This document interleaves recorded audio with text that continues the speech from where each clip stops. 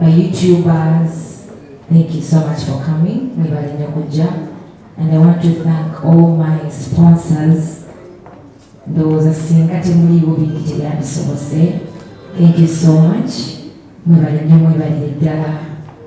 Kuvaku Capital FM, MTN, Kagwirao, Jude Color Solutions, Uganda Kombucha,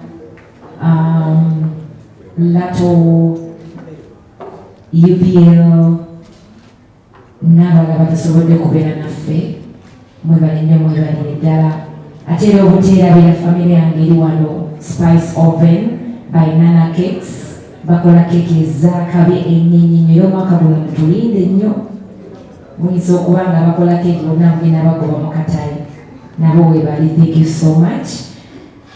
Bane mwebalitambula nange kuva lwena nawosinga dates za concert mwebale nnyo mwebale ddala tegabadde maanyi gange okutuuka wano.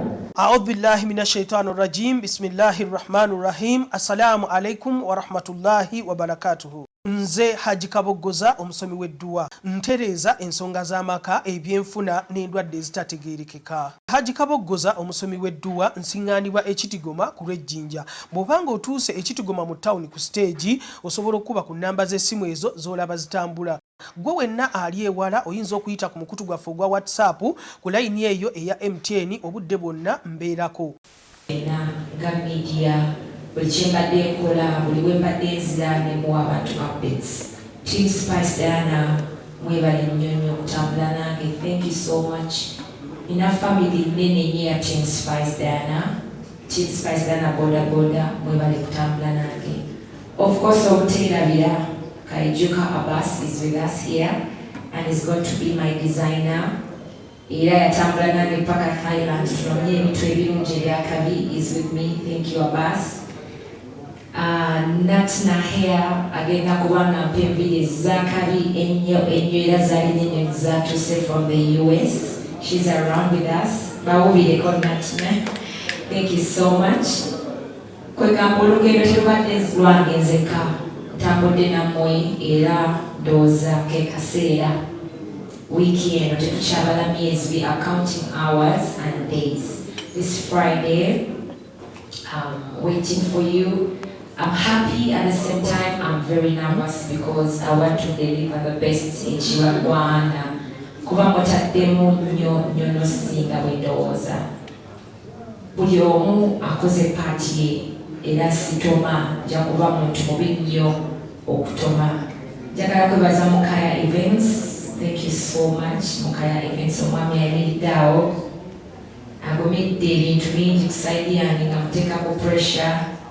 Twagala kino tukole kino kitambule. Manager Roger, Source Management, thank you so much okulaba nga buli kimu kitambudde bulungi okutuuka ku lunaku luno nti tukoze ne press conference yaffe esembayo naye nga mbasuubiza nti olunaku lwa Friday you're going to have the best show ever and you're going to be proud of Spice Diana. Kubanga amaanyi gamusagala gagende bwe gatyo. Buli muntu ali wano alina kyataddeko ku concert eno. Etegeeza kyamaanyi gye ndi. It's my 4th concert but it's my very first concert at Cricket Oval. Era mumanyi what Cricket Oval is like. Si kyekintu kyeweerijjako. Naye mundaze nti bisoboka era mwebale nnyo kunzikiririzaamu. Weewaawo tebulayo bagamba tajja gisobola yeewanise. Well, I feel like omuntu yenna akuladda mu maaso. Ate buli ali wana njagaliza ekirungi njagala kulaba Spice agenda mu maaso. Era kyova olaba nti nze ngamba tujja kikwasaganya. Tujja kikuba because tutambudde ffenna agali awamu egaluma ennyama. To all my big sponsors, to all the media team, mutaddeko amaanyi mangi nnyo era I won't take that for granted. I will do my best okulaba nga mbawa show esinga.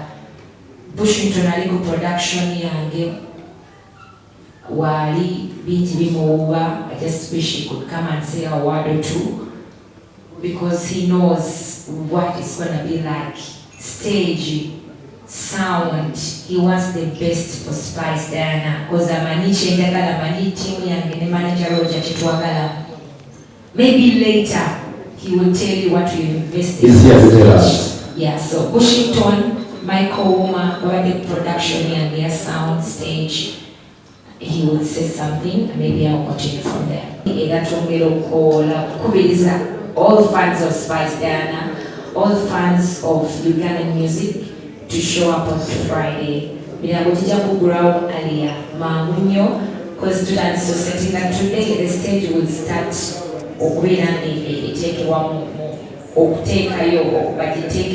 so by Wednesday, stage is ready. That's how ready we are.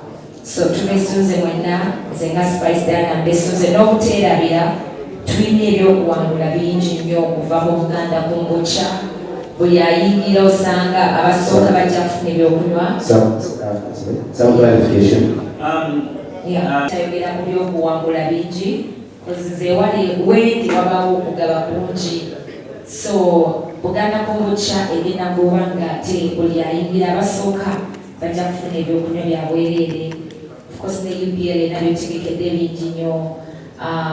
MTN nga bwe bagambye nti abasooka olukumi there is discount. Ate era oyagala wangula ticket before the day right now genda ku TikTok yange funa akayimba ka Spice Diana oba tokayina ku TikTok downloading kola tunes Niga *170 *61#. Nakayimba kakunyumira kafune kakole mu video o tagging Spice o hashtag MTN Collections. Ogenda wangula emitwalo 10 owangula ticket ekweta mu Kivulu. So post nature tulina pichi ezituweereddwa okuva mu TVS ez'okuwangula bannange era pichi ivuddeyo nazo nzirina ziri wano ku Cricket Oval. Kitegeeza buli muntu anajja mu sheno munamuso okuwangula boda paka yonna gye naabaneze nga 14 emukono 15 ejijja wiikindi eddako mitiyana embarara n'eruweero yonna buli muntu ajja kubanga alina omukisa okuwangula piki. So nkeereko tunyumirwe all my fans mbasubira let's make history tugulewo omwaka nga tuli basanyufu tugulewo n'abantu abalala. Njagala okwebaza abayimbi bonna abapeereddewo abannanguddeko show yange and everyone ayina kyataddemu. Thank you so much. See you on 13th Jan. Thank you, Pastor. Sagala shino likerekeyo omuntu yenna. Njagala buli faani wange oba oli otya oba oli otya ojje onyumirwe sheno era abato balina bye bajja okubeera. And the place is big for all of us. So sisubirawo omuntu yenna alina afuna buzibu when it comes to space now to kubanga buli omu ali catered for. And in a show is so much about me and my fans. So I give Jamunga spices. So that's why I'm not really focusing on that.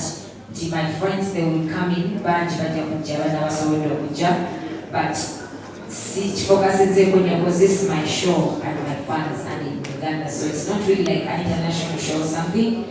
Chawaka, and I want us to have all the shine, me and my fans. So it's basically about me, Spice Diana, life constant and my gadgets. So I have another like a spice, get you know what. And then everyone is welcome. For me, this is a concert, it's a music show, it's not a political show. So buli muntu anajja nga azze kuwagira Spice ng'omuyimbi, azze kuwagira Ugandan music, ali welcome. Era bw'osasudde VIP yeetaano ojja kutula mu VIP yeetaano. Bw'osasudde eri ojja kutula mu yeeri. Oba oguze tebo ojja kutula mu tebo yo.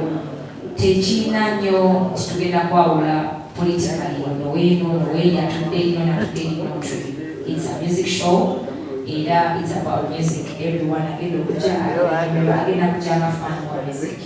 But everyone is welcome. Oba ofuddewo oli wa political party ki ekitugatta music ye wanja okutamanyi ebyo atugatta wakufena. Good evening. Simanyi oba agenda kwogera nzekka wano naye oba abategesi we bali abagenda obbanga bankwasizaako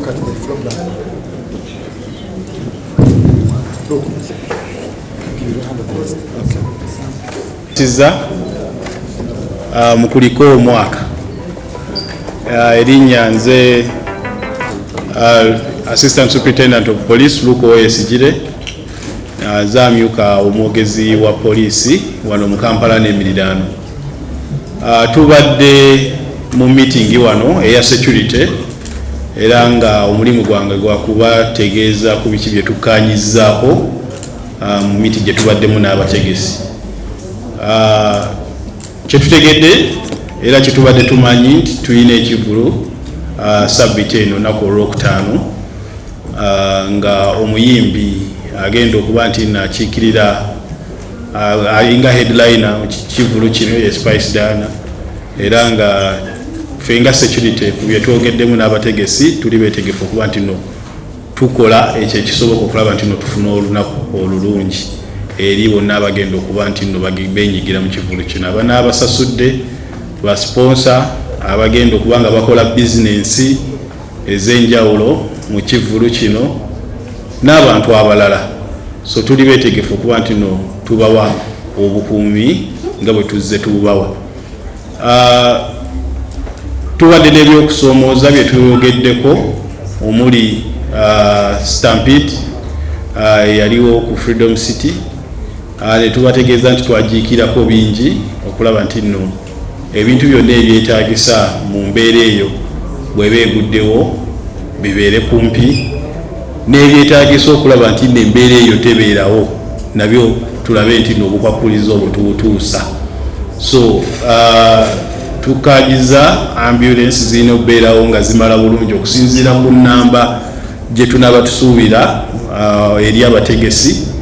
Fire brigade erina okubeerawo okulaba nti nno abategesi balina eddwaliro lye beesize okuwe tuyinza okwevacuatingira abalwadde eriri okumpi. Ekyo nakyo kino tukikaanyizaako okuba nti bajja bakitutegeeza. Tukitegedde nti omuyimbi omu ye yalangiddwa, so tetugenda beera na buvuyo bwonna nti omuyimbi ono tazze bamulanze. Abalala abanaaba bazze ne balabika agwo gujja bba mukisa ku lunaku olwo. So abo yenna agenda okwenyigira mu kulaba abayimbi tojja ng'olowooza waliyo abayimbi abalala muyimbi omu gwe tumanyi. Abanajja ne balabikako gujja bba mukisa nti baleese omuyimbi omulala, si kujja nti olw'okubona omuyimbi tayimbye otandika okukanyuga entebe oba okuzimenya. Ebyo tebijja kukirizibwa. Tukaanyiza nti tuzze tufuna obuzibu mu babawunsa era ng'Ekivulu ekyasemba okutegekebwa ekkololo kyaliko obuzibu bw'amaanyi. Ekivulu ekya muyimbi Eddie Kenzo nti babawunsa abamu abaleetebwa okuba nti bakuuma abantu ate be baafuuka abanyaguluzi. So tukaanyiza okuba nti no babawunsa abo baveetingibwa bulungi. Oyo yenna agenda okuba nti ayambako poliisi mu Kivulu kino. N'ekirala kye tukaanyizaako kyekyokuba nti buli ayingira mu Kivulu kino oba muyimbi alina okuba nti naakeberebwa. Tufuna obuzibu nti abayimbi bajja n'abantu ne baleewa security yaffe obuzibu mu kubakebera. So buli muyimbi agenda okuba nti no yenyigira mu Kivulu kino. Buli VIP agenda okwenyigira mu kulaba Ekivulu alina okukkiriza okuba nti no akeberebwa. Abantu abapaakinga obubi emmotoka okwewala embeera eyo okuba nti n'emmotoka zibbibwako ebintu oba emmotoka okuggala emiwaato abantu gye bayinza okuddukira nga bafunye obuzibu, tugenda tuzisika nga tuzitwala ku poliisi. Era oyo yenna gwe banaabasikidde emmotoka ajja asasula engassi ne ssente za breakdown okuba nti nno etowinze emmotoka ye. So tuli beeteefuteefu okuba nti no tukwatagana n'abategesi, naye nga meeting esembayo ejja kubeera ya Thursday okuba nga tukakasa ebyo byonna ebyogeddwako olunaku olwaleero nti bituukiriziddwa eri abategesi. So tujja tubategeeza ebisingako we wanabeerawo obusobozi olunaku olwokutaano naye nga bo clearances zonna baziina kyetutegedde okuva mu KCCA n'ebitongole ebirala nga kwotadde ne poliisi era ng'obukumi tuli beetegefu bubawa nga tuli ne ttiimu zaffe okuva mu counter terrorism ttiimu okuva mu 99 police military police tulina mujalaba abamagye nabo nga tukola nabo okuwa obukuumi eri abantu ne komponenti ey'abambega okulaba nti nno tulwanyisa ebikolwa eby'obubbi mu Kivulu kino nga ne wabweru w'Ekivulu kuba bwe tutera okufuna obuzibu. Mwebale nnyo, mwebalire ddala. A'udhu billahi minash shaitani rajim. Bismillahir rahmanir rahim. Assalamu alaikum wa rahmatullahi wa barakatuhu. Nze Haji Kaboggoza omusomi w'edduwa ntereeza ensonga z'amaka ebyenfuna n'endwadde ezitategeerekeka. Haji Kaboggoza omusomi w'edduwa nsiŋŋaanibwa Ekitigoma ku lw'Ejjinja. Bw'obanga otuuse Ekitigoma mu tawuni ku stage osobola okuba ku nnamba z'essimu ezo z'olaba zitambula. Gwe wenna ali ewala oyinza okuyita ku mukutu gwaffe ogwa WhatsApp ku layini eyo eya MTN obudde bwonna mbeerako. While we were talking with the organizers, we agreed that we know Spice Diana is an artist that probably crosses over to all ages. The youths listen to her, the children. I've seen some of her music being performed for children and also the adults. So the fact that this show ends at midnight, it is not a show that is going to entertain children. We have agreed on that because it ends at midnight. Shows that are meant for children are those that end at exactly 6. Probably they start at around 1 and end at about 6. So that by 9 or 8, they are already at their homes sleeping. So we shall not allow any child to access this premise. Of course, there are children who look like adults. There we might not know whether this is a child, but there are those you see that they are children. Someone can be 15 or 14, but they look 19 or 20. So we might not necessarily ask for national IDs or IDs, but our teams will be on the lookout for those that look like children and they will not be allowed in the premises.